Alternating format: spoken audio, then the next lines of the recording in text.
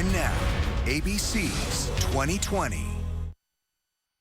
Tonight on 2020, how did this beautiful setting turn into the camping trip from hell? This investigator is on the case. No accident. She definitely died at someone's hands. The daughter who never came back from a weekend outing high atop a cliff. Hey, Mrs. Smith, I don't think this was an accident. Her three friends who were there. What was she doing? What was she thinking? You know, I don't know. Pleading the fifth in a civil case. Why would they want to kill their friend? But there's a second mystery. Just you two present. The grown son with everything to live for, caught in a bad romance. An apparent suicide. He didn't do this. I know he didn't do it. The girlfriend who was with him. What does she know? I believe she was aiming for the heart. The police aren't pointing any fingers. But this pit bull of a private eye tells their grieving mothers that nothing is what it seems. Rage. This girl had rage. Now we're taking you inside her all-new investigation into both cases. But to come up here and spend the night? This is kind of crazy. Tonight, what will win out? A police investigation or a mother's intuition? I believe she is a cold-blooded killer. There's no way it's going to end well. Good evening. I'm David Muir. And I'm Elizabeth Vargas. Her private investigation firm is called Without Warning. And that is exactly how it was, a complete shock, no warning, when Sheila Wysocki first learned about the murder of a college friend years ago. She helped break the cold case when the police couldn't. Well, now she's still in business, and two other families are hoping that she can do the same for them. They're trapped in that same shock of finding out their grown children have died suddenly without warning, but with a lot of unanswered questions. So join us tonight for the twists and turns you're about to witness yourself. Weigh in on Facebook and Twitter. Here's Deborah Roberts. She's a suburban mom making time for target practice. But don't be fooled. 54-year-old Sheila Wysocki is also a hired gun, a secret weapon for desperate families who feel the system has failed them. Your typical stay-at-home mom before she helped crack the case of her best friend's murder.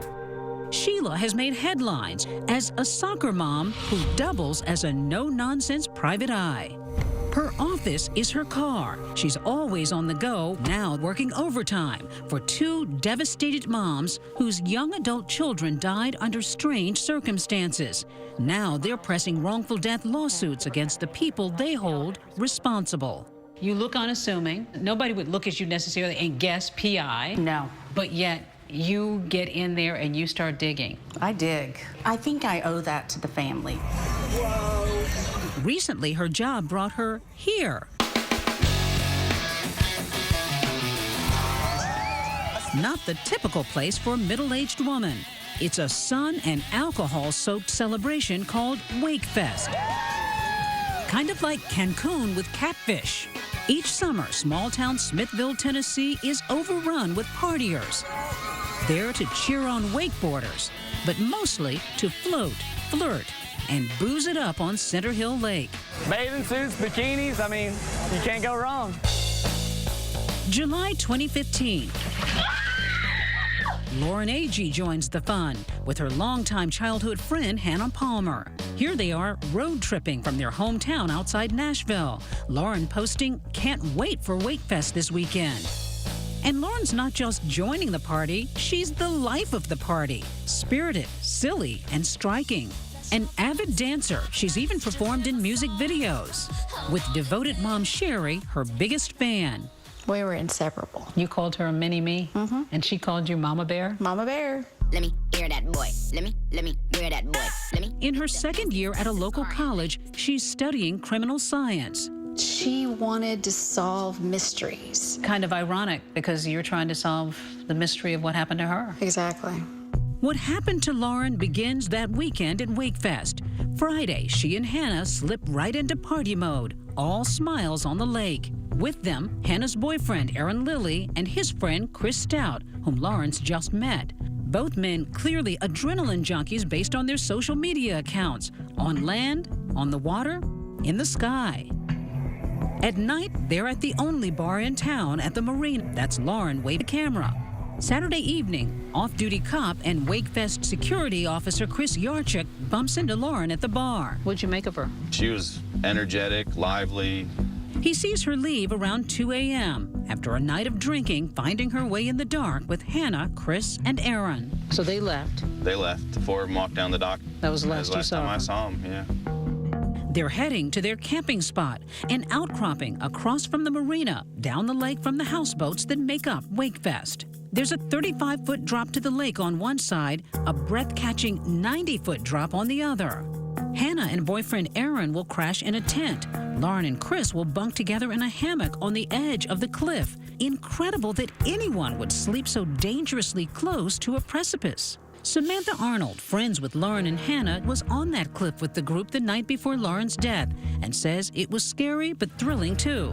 Oh, I was scared, so scared. It was just very steep, and I'm climbing, and then I'm going higher, and I'm like, my legs are slipping, kind of like the rocks are taking me. I think these kids enjoy the danger of it all, and they're all outdoorsy kind of guys and adventurous. Chris and Aaron would later tell police the Wakefest weekend was going well. All camped out, everything was awesome.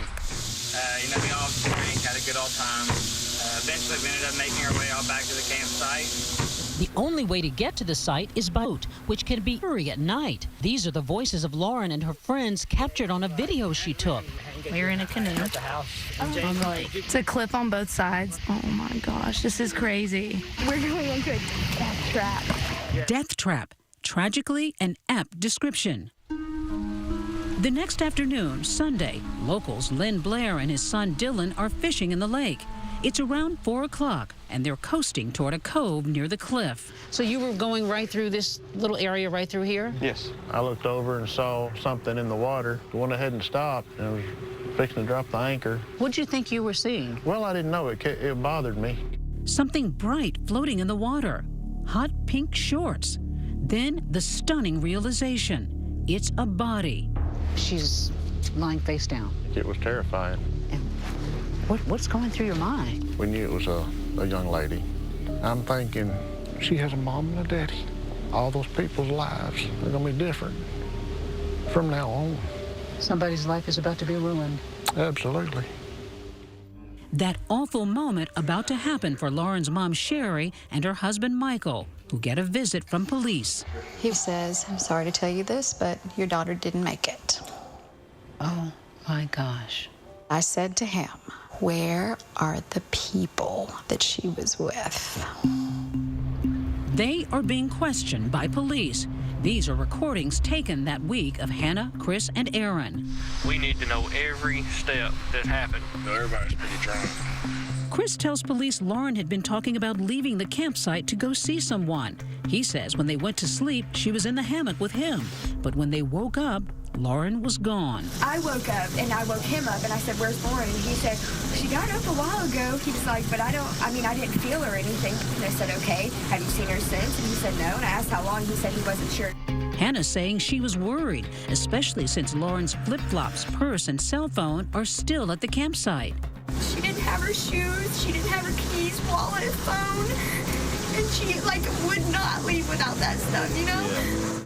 Did any of these kids call somebody when they thought she was missing? No. They went to Wakefest, even though their friend is missing. Right. So now you're beginning to smell something funny. Right.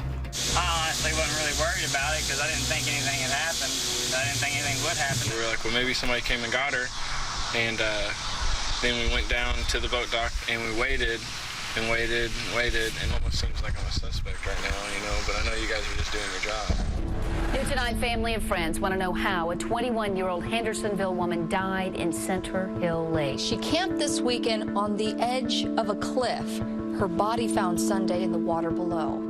As for the official investigation, the early read is that Lauren, whose blood alcohol level is more than twice the legal limit, accidentally slipped and fell. The DeKalb County Sheriff says her death does not appear to be foul play. The autopsy results could take a few weeks. Not so fast. Sherry gets a phone call from a concerned officer that will put Mama Bear on the hunt. Hey, so Mrs. Smith, I don't think this was an accident.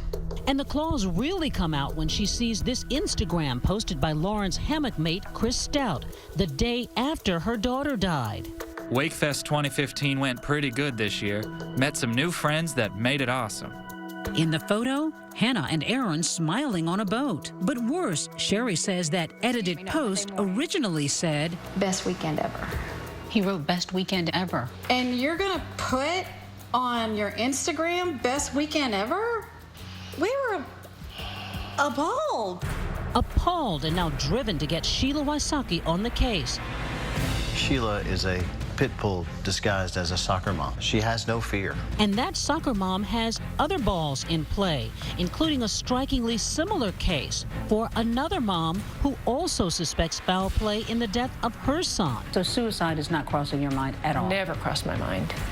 Never. It's not a suicide. It is, in my opinion, a homicide. Homicide? Absolutely. Stay with us. 2020 continues. Oh, and my trench coat. Private Eye Sheila Wysocki is living out of a suitcase, splitting time between Lauren Agee's mom, Sherry Smith, in Tennessee, and another family 700 miles away in Coppell, Texas. Pam and John Crews have hired the dogged detective to unpack the mystery surrounding the sudden death of their son, Jonathan. There's no way to make sense of something like this. It's just unthinkable. It should have never happened. So this is Jonathan's room. Still in shock, Pam has kept her son's old bedroom intact. Is it hard to come in here now? It gives me peace. Still has a little of his smell. I know exactly what he smelled like, so I can smell him. Very special. Life as she knew it came crashing down when this 911 call came in. Oh my God, I've been doing this. Ma'am, I need you to tell me where you are. I don't know. You're shooting yourself on the heart, and he's dying right now. It's Jonathan's distraught girlfriend on the phone saying he shot himself, a notion Jonathan's family finds incomprehensible. And I said he did not do this. First of all, he would not have ever shot himself. So suicide is not crossing your mind at all? Never crossed my mind. Never. He had a good job.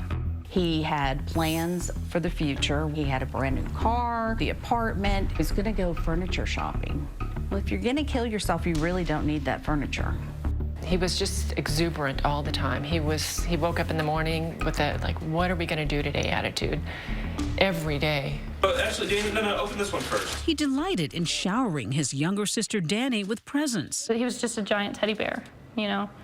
Anything he could do to make somebody happy, he would do. That includes his new girlfriend, 26-year-old Brenda Lazaro. Athletic, shy, and pretty. She's a kung fu instructor. He, a black belt in Taekwondo. They bond over martial arts. She's also best friends with his sister Danny. She and I were paired to choreograph a fight scene together. That's how we became friends. Here's video of the two on the kung fu demo team. How did you feel about Brenda? I liked her. Very reserved. She doesn't say much at all. Was he falling for her? Was she falling for him? It seemed like they were very into each other. He was a very touchy-feely, affectionate person. He always had a hand on her shoulder.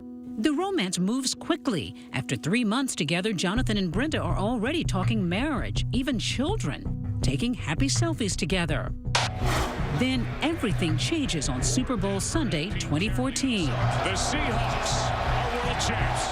At 11:30 p.m. and that 911 call. Did he use a gun or what happened? Yes, he used a gun. Did he mean to do it? Did he do it on purpose? No. Yeah, he did it on purpose. That's Brenda on the line saying her boyfriend just shot himself in bed. Hold on, listen to me. Listen to me. We got to be able to find you, so I need you to find some way to tell me what the address is. Frantic, it takes her minutes to finally give the exact location of Jonathan's new apartment. Strange, since she helped pick it out. And she kept saying, I don't know, no. All these hesitant, stalling tactics. It was like pulling teeth to get her to say anything. We're just having a discussion, and we're just talking, and He just didn't love me, and I didn't believe him. Making sure he was gonna prove that he was okay. Out of the blue, a gunshot. I didn't know that he had a gun. That 911 call strikes Sheila as odd. Generally, you would think she would be wanting to help him, talking about his needs, and she's talking about loving her. She's kind of explaining things a little too early. Her boyfriend had apparently ended his life with a single shot to the chest. It was just unreal. And I remember there's a picture of him sitting there in this little Boy Scout uniform, just holding it like so big if I could hug it. Did you ever know that you're my hero? I think I'm the luckiest guy in the world to be able to say that that guy right there is my brother. Days later, the short but full life of 27-year-old Jonathan Crews. He knew that he was kind, he was loving, he was big and bold. Is celebrated by his heartbroken family. He touched lives in ways that we had no idea. In a series of photographs, the ball boy, the Boy Scout, the boyfriend. But missing from his funeral, his girlfriend, the last person to see him alive. His girlfriend didn't show up at the funeral? No. Or the viewing. Or the viewing. She told me that she couldn't do it. She was too upset. Hours after the funeral, Jonathan's sister Danny says she gets her first indication something's off with Brenda. She went crazy on me. She was complaining that she wasn't involved enough. None of you thought for a second to acknowledge our love during his funeral. I was just mad. Like, how dare you say these crazy things? How dare you make demands?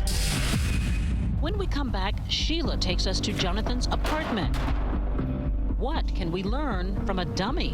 His left hand had 0 gunpowder. And how she believes he died. I believe that's exactly where she was aiming. Next.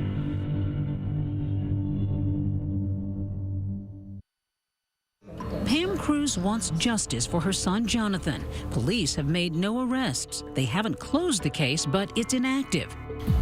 Sheila Wysocki is anything but. She's been investigating for 18 months, gathering evidence for a wrongful death suit, challenging the autopsy report, which declares Jonathan's manner of death undetermined. So this is Jonathan's exact apartment. Sheila takes me back to Jonathan's apartment. And the bedroom is back here. To point out what she says are red flags in the case. So this is where he was found. This is where Jonathan was found. And he was positioned at the edge of the bed. In the bed, we place a dummy and prop gun so she can demonstrate her theory. He was right-handed. There was gunpowder on the top of his hand, so there was none on his palm. His left hand had 0 gunpowder. What initially concerned you about this? Because when you think about it, a guy who knows guns well is lying in bed and he shoots himself in the torso? But notice what you just did. You did the easiest hand to shoot in the torso. The left hand? No gunpowder residue. So he would have had to go around. And he couldn't. Gunshot residue can't always point to the shooter, but Sheila points to something else. If you're gonna kill yourself, generally you shoot in the mouth. You shoot upward. You don't lay down getting ready for bed and shoot yourself. But if Jonathan didn't shoot himself, then who did? Sheila says critical information came from this couple, Emily and Jacob Ramsey, Jonathan's dearest friends. They'd gone out to dinner with Jonathan and Brenda. I walked in and gave him a big hug. Jacob gave him a hug, and then we sat down at the table and just proceeded to try and get to know Brenda at that time. What did you think, Jacob, when you met her? Most of the girlfriends he's had in the past were very vivacious, very alive. Brenda was completely opposite. She was just kind of shut off. The double date is a dud. Brenda making a dismal impression and apparently becoming jealous of the hello hug between Jonathan and Emily. He hugged Emily, which put Brenda over the edge. She wanted to isolate Jonathan. She later ups the ante with her new love, forcing him to unfriend women from his Facebook page. Were you worried about him and Brenda? In my head, I just thought, here's another crazy girl that he's dating. But it seems that after 2 months, Brenda's still fuming over that platonic hug. Jonathan's concerned he must now choose between Emily and Brenda. You know, the things that she was trying to make him do, and they were deal breakers for him. texting his sister. Choices are A, fight it and try to make it better. B, choose Brenda. C, refuse to give up either and see if Brenda ends it. D, end it with Brenda now. Later that same day, he told me D was his final choice. So there was no doubt in your mind that he aimed to break up with Brenda. Mm-hmm. Jonathan knew the relationship with Brenda was becoming toxic and he needed to get out. Hey, good morning on this Super Bowl Sunday. The next day, that fateful Super Bowl Sunday, he meets up with Emily and Jacob at this Mexican restaurant, telling them that Brenda's threatened by his friendship with Emily. When unexpectedly, the martial arts master makes a menacing phone call. She just started yelling at me and telling me that I was a disrespectful little girl. So she's verbally attacking you. You hug my man, that's so rude, you stay off my man. And I said, well, he's my really good friend and we've never dated each other, we've never kissed, it's never been anything like that. Rage. This girl had rage. Irrational, unstable rage. During their goodbyes, Jonathan tells his friends he's breaking up with Brenda that night. Later, after the Super Bowls ended, Emily gets a peculiar text from Jonathan's number. I want to die. Period. Had you ever gotten anything like that from him before? No. I was just kind of like, what is going on? Like, that's so weird. Despite her multiple phone calls, radio silence from Jonathan. Until the next morning. My phone rang, and it was Jonathan's brother. He just said it like, John's dead. I immediately broke down. You know, it was something that I'd never experienced before. 11:37, Jacob called me hysterical. Just sobbing, saying, he's dead. Like, he was shot, he's dead. She then remembers that weird text message. It was all coming in, like, something is wrong. She texted me. That was not him. He would have never texted me that. You're thinking Brenda texted you? Yes. Later, Emily calls police and also tells Jonathan's mom, Pam, of her suspicions of Brenda.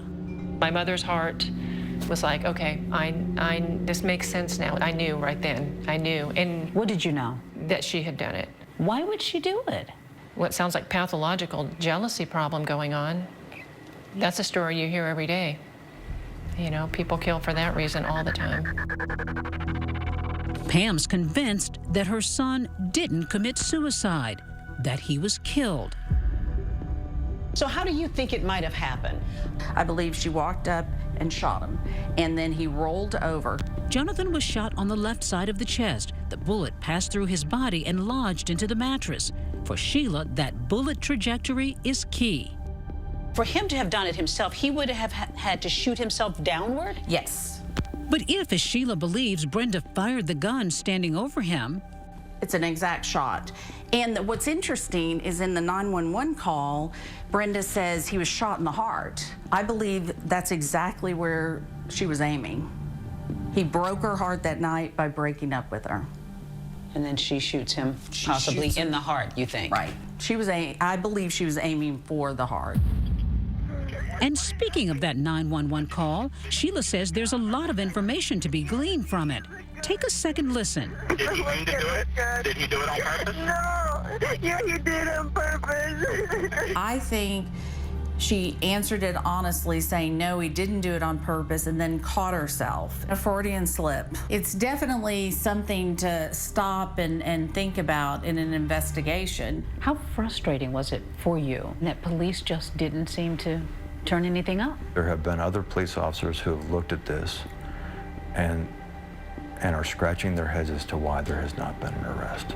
And so we scratch our heads right along with them. Next, the mommy PI makes waves in the Lauren Agee case, reeling in Lauren's Wakefest companion. You understand that we're recording. Plus, an intriguing test. Watch what happens next. 2020 continues.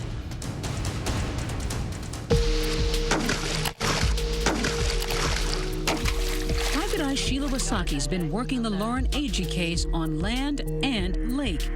Back in Smithville, Tennessee, where Lauren's body was discovered after camping on a cliff with her friend Hannah Palmer, Hannah's boyfriend Aaron Lilly, and his friend Chris Stout. To Sherry Smith's dismay, DeKalb County Police have closed the case on her daughter, finding no evidence of foul play. The medical examiner calling Lauren's death an accident, determining she fell from a cliff, landed on rocks, and rolled into the lake. Sheila has her own opinions and begins locating witnesses and assembling evidence filed later in Sherry's wrongful death lawsuit. When you start looking at the autopsy and the crime scene photos and you look at her injuries, they weren't adding up. Sheila points out hemorrhaging in Lauren's neck and sees a possible sign of strangulation. Somebody either held her down or choked her. And she's following a lead, this police officer who called Sherry Smith. I basically just wanted her to know that I strongly felt that it was not an accident. Ryan Mellison was working for a neighboring police department on the day Lauren's body was found and spent time with Chris and Aaron at the scene. They were extremely nervous. In a rare step, Mellison questions the findings of his brothers in blue, saying Aaron and Chris expressed no sympathy or concern for Lauren. Just their body language and demeanor toward the incident told me that there was something wrong with the picture. People don't act like that unless they know something or they have something to hide. Could he be right? Sheila tracks down another skeptical police officer from outside DeKalb County. Remember Chris Yarchuk? He worked security at Fest and met her the night before she died. He, too, suspects something's off. Your radar kind of was raised right away. Absolutely. He leads us up to the campsite, a snake-infested rocky outpost. We take the same route as Lauren and her friends, with the steep incline and the unstable footing. Even with a rope, it's no small task. It's not easy getting up here. Okay. So this is the spot. Wow. That's quite a trek. Great view, though. The terrain, treacherous, even in daylight. It's hard to believe that they came up here in the middle of the night, and they're intoxicated, too. This area here is where Lauren and the others set up their campsite. Do you believe she slipped down this hill and fell to her death? I do not. Yarchuk's main question, how did Lauren's body end up in a cove, hundreds of feet away from the cliff? If she fell off the steep side, her body would have had to travel around a large bend. And if she fell off the other side with the more gradual incline, he wonders, would she have ended up in the water? If she slipped and fell down here, could she have made it into the water? There's too many trees here. There's too many rocks. There's just no way. I mean, you could maybe make it to halfway down where it flattens out. In an unscientific demonstration, he shows us his theory with a mannequin. Similar size and weight, 105-pound dummy, and I'll just drop it going forward.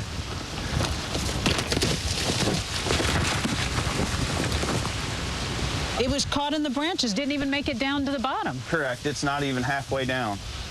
Yarchuk alleges police skipped fundamental steps in their investigation, including properly securing the scene and collecting a rape kit. At the lake, Sheila tests the water currents. It's not moving. If she had fallen here, maybe she might have made it to this cove? I don't think so. I think she'd stay here based on the currents. And interviews those boaters who found Lauren's body. And her legs and arms were pointed down. Yes. But she really wants to talk to Hannah, Chris, and Aaron. Sheila takes a trip from Smithville to the Sunshine State. I flew to Florida. To talk to Hannah. To talk to Hannah. Hannah and Aaron moved to South Florida soon after Lauren's death. Here they are on social media enjoying the sun and surf. When Sheila arrives for a chat, Hannah is willing. You understand that we're recording, and you're okay with that? Yes, that's fine. All right. She repeats her story that Lauren was simply missing when she woke up.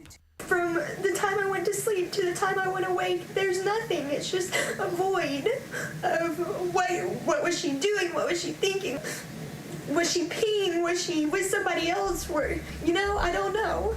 As for Chris, who Hannah and Lauren met that weekend, He was asleep. I didn't know him well, but people ask me, do you think he could have done it? No. I don't think he would have been physically capable without me hearing. Hannah explains why she didn't call Lauren's parents and authorities that morning when Lauren was gone. Everybody's like, don't worry, Lauren's the kind that can make friends with anyone. And, right. Okay, I try to keep calm. I searched as much as I could without having to go to every single boat. I figured she would find us. Mid-conversation, Sheila says there's a telling moment, and she's immediately suspicious. Hannah's phone starts ringing. It's Aaron on the phone. What we were able to hear was stick to the story. Aaron said stick to the story. Yep. Next, is that the clue she needs in the Lauren Agee case? And a crucial find in the Jonathan Crews case. The mommy PI tracks down Brenda's ex, and he's ready to kiss and tell. She almost ruined my life. Don't go away.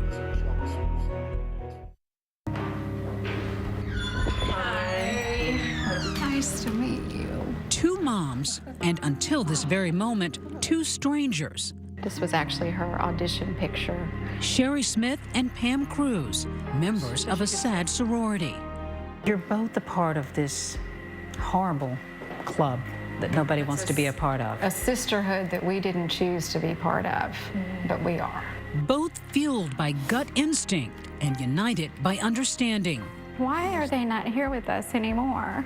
I know. Yeah, it's just so unfair. You don't know that this is what I'm going to have left. And both believing the authorities have dropped the ball. The police won't listen to anything I have to say. On this day, a third mom, that pit bull private eye, joins them to discuss their cases. We're going to work on Thursday. Okay. And your 911 call. Armed with information, the moms are taking justice into their own hands, filing wrongful death lawsuits against the friends who were among the last to see their beloved children alive. What do you hope to accomplish with the civil lawsuit? Finding the truth. That all the lies will be uncovered, all the truth will be uncovered. Uncovered, they say, because in a civil suit, defendants are required to testify under oath, meaning that perhaps for the first time, Brenda Lazaro may be directly asked the question, did you shoot your boyfriend, Jonathan Crews?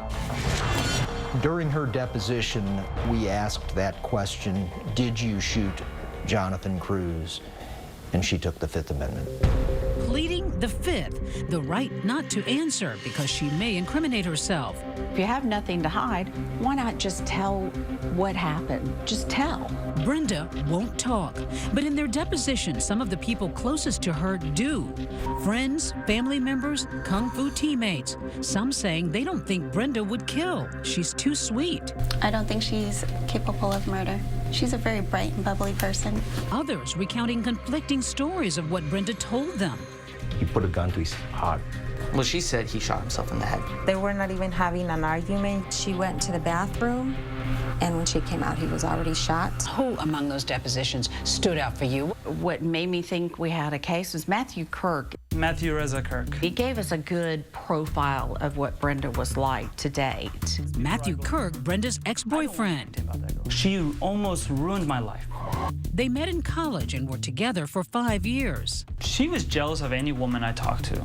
She'd always say things such as, you like her? She just got crazy whenever I went around any girl. How did she go crazy? She cut herself. He says Brenda harmed herself regularly, more than 100 times. His talking about her history and how she isolated him. She did similar things with Jonathan, even though, remember, they only dated a few months.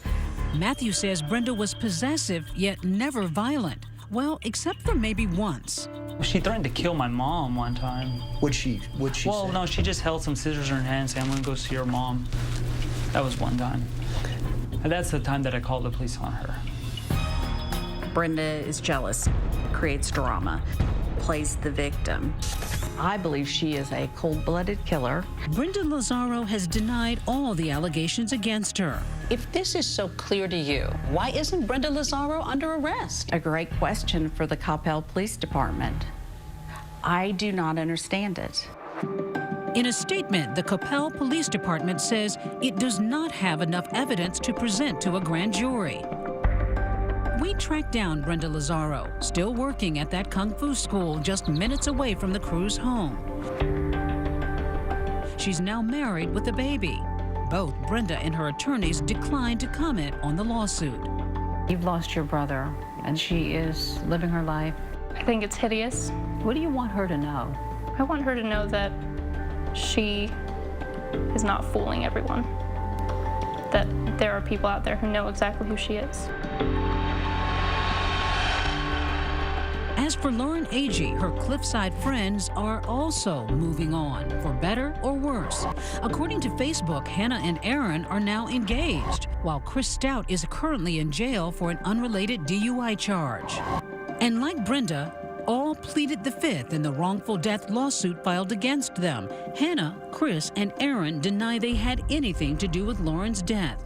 Hannah Palmer declined to speak with us, but her friend Samantha Arnold did. Hannah and Lauren, and knowing the connection that they had with each other, that Hannah couldn't possibly do anything like that to her. The entire lawsuit is, if I have to say it, bogus. To a lot of people, you look like heartbroken parents who want to blame kids for the death of your daughter. So be it. Yes, we are grieving parents. We're grieving every day, but we just want the truth.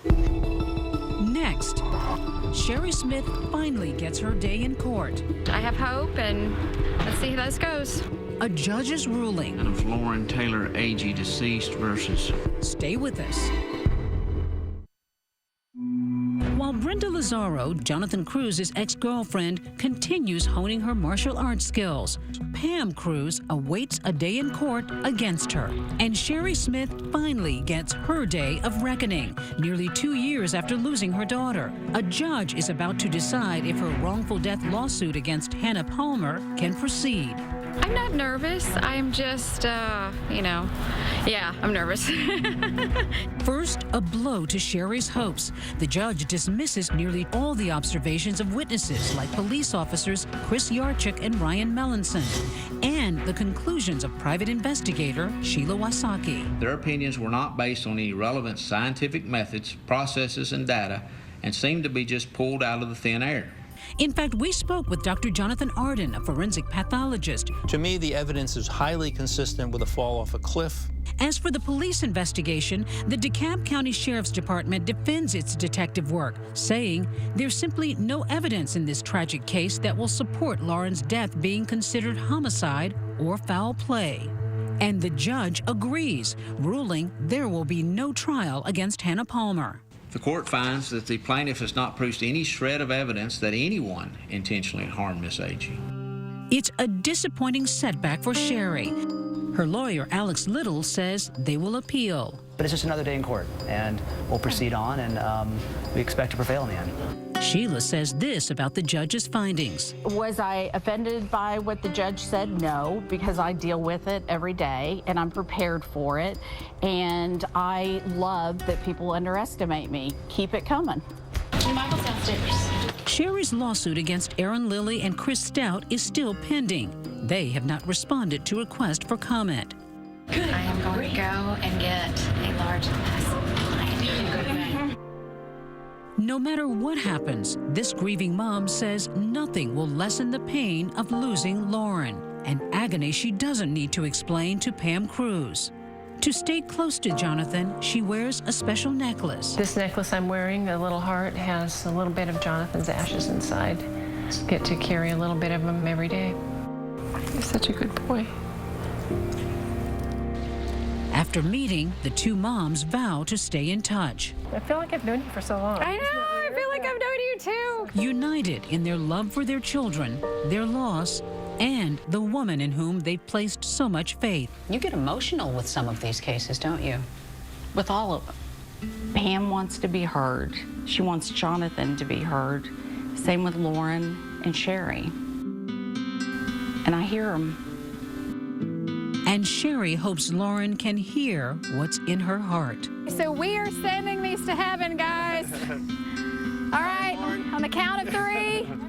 1, 2, 3. Love you.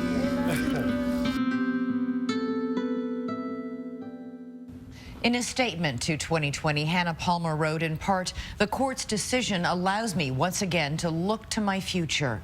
I would like to express my deepest sympathies to Lauren's family and hope that they ultimately find the peace and closure they deserve." The Crews family's civil case against Brenda Lazaro in the death of their son Jonathan is now scheduled for this September, and we'll stay on it. In the meantime, that is our program for tonight. I'm David Muir. And I'm Elizabeth Vargas. Thanks so much for watching. For all of us here at 2020 and ABC News, good night.